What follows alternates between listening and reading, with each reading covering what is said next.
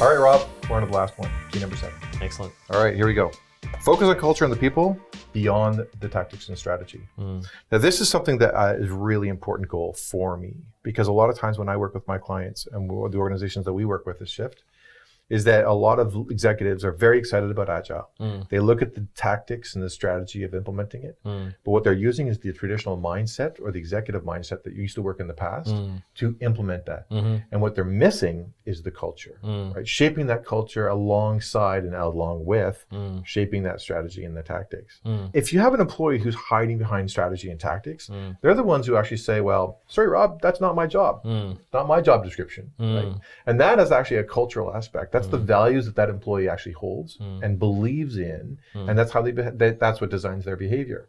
You can have the same job description, but if you shape the culture differently, then they say, well, you know what, Rob, that's not my job description, but I can't let that client down. So let's get together, get on the phone, and let's figure this stuff out. Yeah, that's an amazing culture, right? If you've got people who will step up when they need to and will come together when the chips are down.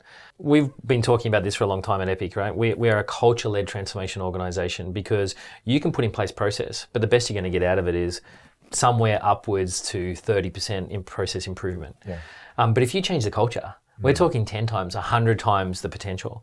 All you got to do, and in fact, it's not even about Agile. So if you can change the culture, it's about creating high performance teams and opportunities for teams to be high performing. Always we say, tackle the people, tackle the culture, lead through the leaders, and help them to create the environment for success, and then mirror the culture that they want to instill in the organization. And ultimately, if you're not going to manage that culture, if you're not going to tackle that culture question up front, then culture's going to tackle you. Well, Rob, that's it. The 7 keys, your Agile transformation keys. Yeah, that's fantastic. Thanks for sharing them with us. Just a quick question before we go. Where did you find the 7 keys? Is this something that you've come up with yourselves, or is this something that you've gathered from industry? Yeah, we gathered.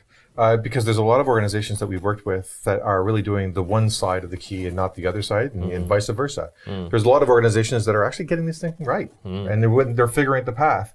And what these things are an extraction of the patterns of those that get it right. But we also work with a lot of organizations that are getting it wrong. And what we've discovered is they've matched them up. So that's why our 7 keys are structured in do this, not do that. Yeah, it's perfect.